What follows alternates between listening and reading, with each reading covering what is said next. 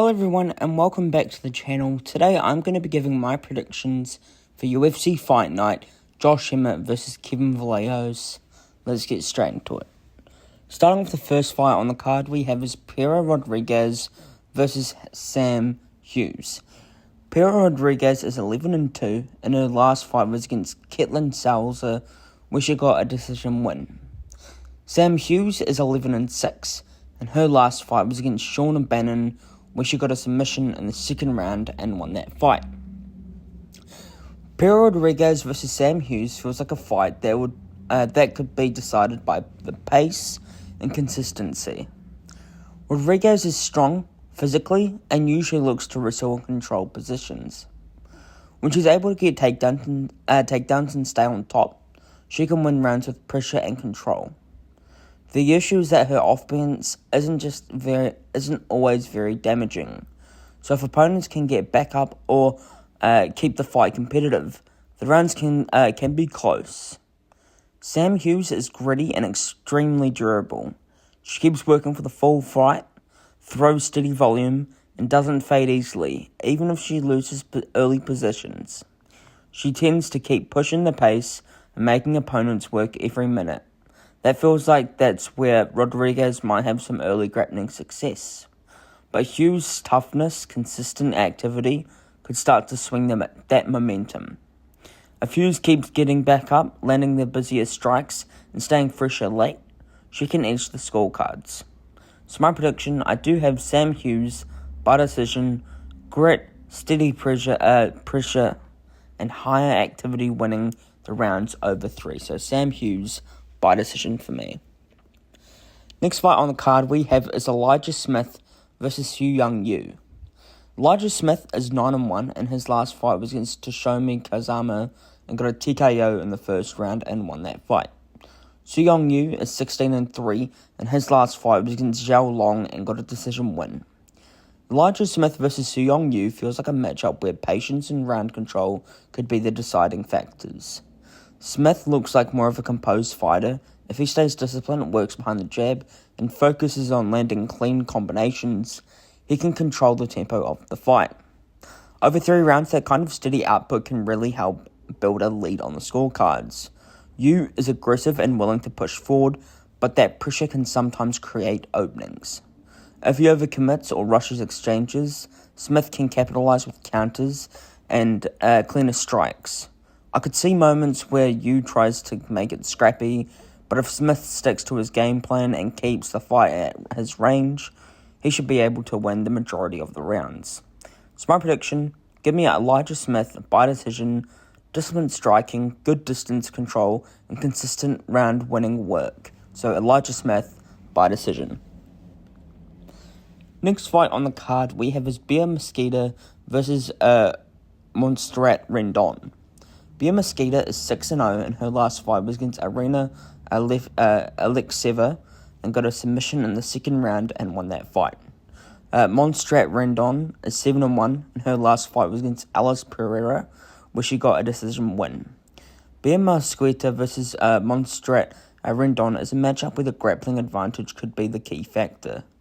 Mesquita is one of the most decorated Brazilian Jiu-Jitsu competitors to ever transition into MMA.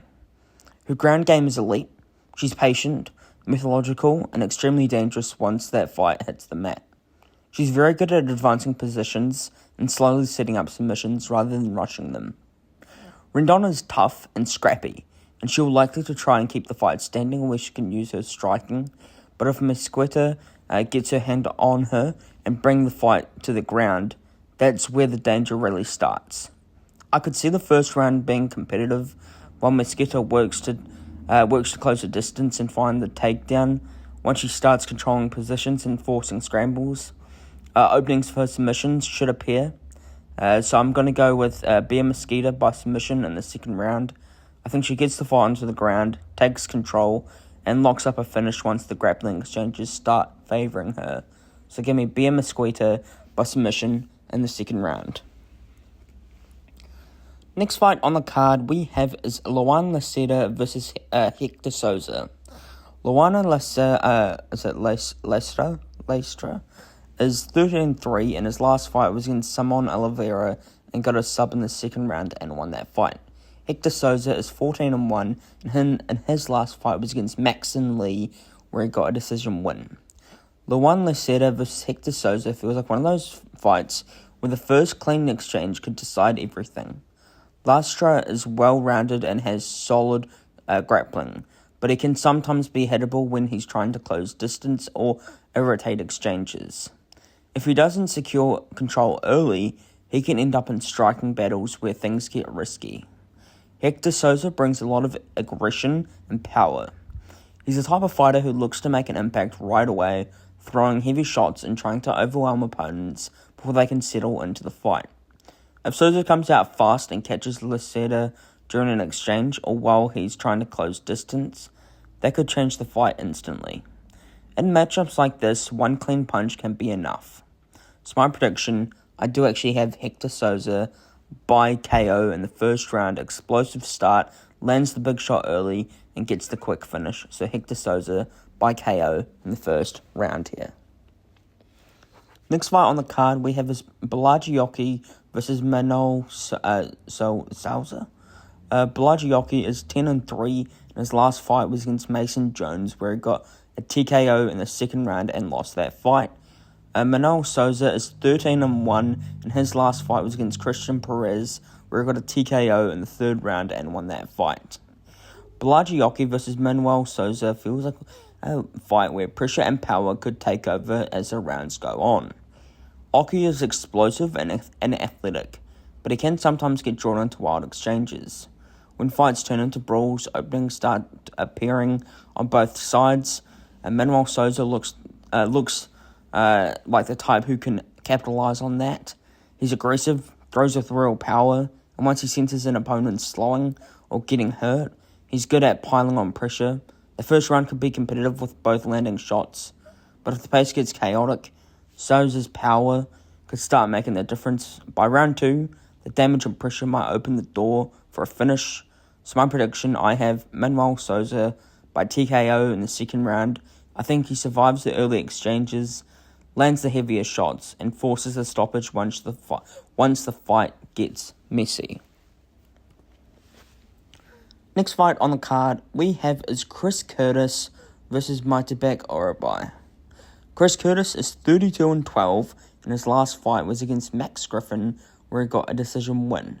Maitabek Orobai is 15-2-1, and his last fight was against Jack Hermanson, where he got a TKO in the first round and won that fight. Excuse me. Chris Curtis versus Maitabek Orobai is an interesting style clash. Curtis is a sharp boxer. He likes to stay composed, counter, and land clean shots in the pocket. When fights stay mostly on the feet, he's dangerous because of the timing and experience. Orobai brings a different approach. He's very strong physically and likes to push a grappling heavy style. If he can close a distance, mix in takedowns, and control positions, he can slow Curtis's striking rhythm and make the fight more about pressure and control. This feels like a fight where Curtis may have the cleanest striking moments, but Orobai's wrestling and top control could win rounds. If he consistently gets takedowns and keeps Curtis working off the back or against the fence, the judges could favour that control. So my prediction, give me Maitabek Orobai by decision, strong wrestling, control time, and the grinding out range over 3 rounds. So Maitabek Orobai by decision is my pick. Next fight on the card we have is Brad Tavares versus Eric Anders. Brad Tavares is 21-11, and his last fight is against Robert Brzezak, where he got a TKO in the third round and lost that fight. Eric Anders is 17-9, and his last fight was against Christian Leroy Duncan, where he got a TKO in the first round and lost that fight. Brad Tavares versus Eric Anders feels like a matchup where pace and physicality could play a big role. Tavares is a very experienced striker. He's technical, uses his jab well, and likes to control distance while picking his shots. He's also durable and hard to finish, which is why many of these fights go to the scorecards. Anders brings more of a physical, precious, heavy style. He throws with power, pushes forward, and isn't afraid to mix in the clinch work to make the fight gritty. If he can close the distance and keep Tavares from comfortably striking at range, he can start stealing rounds with aggression and control. This could be a competitive fight with Tavares landing clean shots at range, but Anders' forward pressure and activity might stand out to the judges over 3 rounds. So my prediction, I do actually have Eric Anders by decision. I think pressure, physicality, and steady work edging the scorecard, so Eric Anders by decision. Next fight on the card we have is Charles Johnson versus Bruno Silva. Charles Johnson is 18-8 in his last fight is against Alex Perez, where he got a TKO in the first round and lost that fight. Bruno Silva is 15-7-2, and his last fight was against Yongsong Park, where he got a sub in the third round and won that fight. Charles Johnson versus Bruno Silva feels like a fight where pace and durability could decide the outcome. Johnson is very active and well-rounded. He throws a lot of volume, keeps a steady pace, and is comfortable fighting from the full 3 rounds. His movement and cardio allow him to keep working even in close fights. Bruno Silva is powerful and dangerous early, especially with his striking. He can hurt opponents if he lands clean, but his style can sometimes slow down if the fight goes long and he has to keep chasing. This matchup feels like Johnson using movement, staying busy with combinations and avoiding the big shots from Silva. Over 3 rounds, that kind of consistent activity can add up on the scorecards. So my prediction, give me Charles Johnson by decision, higher volume, better pace, and steady round winning work across 3 rounds. So Charles Johnson by decision for me. Now on the main card. Now we have Vitor Petrino versus Steven Apsland. Vitor Petrino is 13-2, and his last fight was against Thomas Peterson, where he got a TKO in the third round and won that fight. Steven Apsland is 7-1, and his last fight was against Sean Sheriff, where he got a TKO in the second round and won that fight. Vitor Petrino versus Steven Apsland looks like a fight where momentum could swing once the pace starts picking up. Petrino is powerful and athletic, but he sometimes relies on big moments rather than steady output. If he doesn't get early success, fights can become more competitive as opponents start finding their rhythm. Steven Apsland seems like the kind of fighter who stays composed and keeps pressing forward.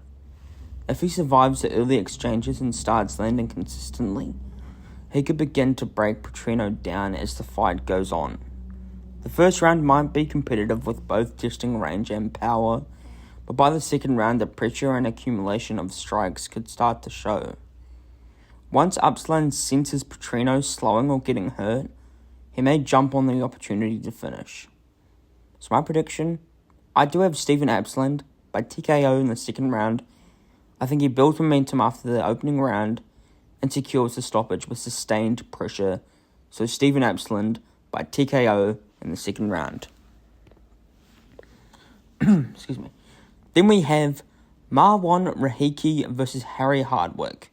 Marwan Rahiki is 7-0, and his last fight was against Anis Malambia and got a TKO in the second round and won that fight. Harry Hardwick is 13-4-1, and his last fight was against Quay Fernandez, where he lost by TKO in the first round. Marwan Rahiki versus Harry Hardwick feels like a fight where pressure and power could make the difference as the fight develops. Rahiki looks like the more aggressive striker. He's willing to push the pace, throw heavy combinations, and forces exchanges when he finds his rhythm. He can overwhelm opponents with pressure and damaging shots. Hardwick is tough and technical, but if Rahiki keeps closing the distance and making the fight physical, it could start to wear on him. The first round might be competitive, while both fighters find their timing. By the second round, Rahiki's pressure and heavier shots could start adding up. If he hurts Hardwick and follows up with the strong combinations, the referee could step in. So my prediction, give me Marwan Rahiki by TKO in the second round. I think he builds momentum after a competitive start and gets the stoppage with pressure and power. So Marwan Rahiki by TKO in the second round for me. Next fight on the card we have is Andre Fili versus Jose Miguel Delgado. Andre Fili is 25-12, and his last fight was against Christian Rodriguez, where he got a decision win. Jose Miguel Delgado is 10-2, and his last fight was against Nathaniel Wood, where he got a decision loss. Andre Fili versus Jose Miguel Delgado feels like a fight where one of the clean sequences could decide the outcome.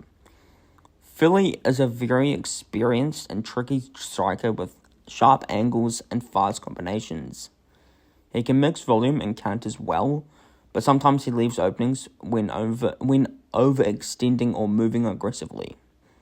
Delgado is explosive and looks to land heavy shots early. If he connects cleanly, he can change the fight instantly. Against someone like Fili, timing and a big combination or counter can be enough to force a stoppage.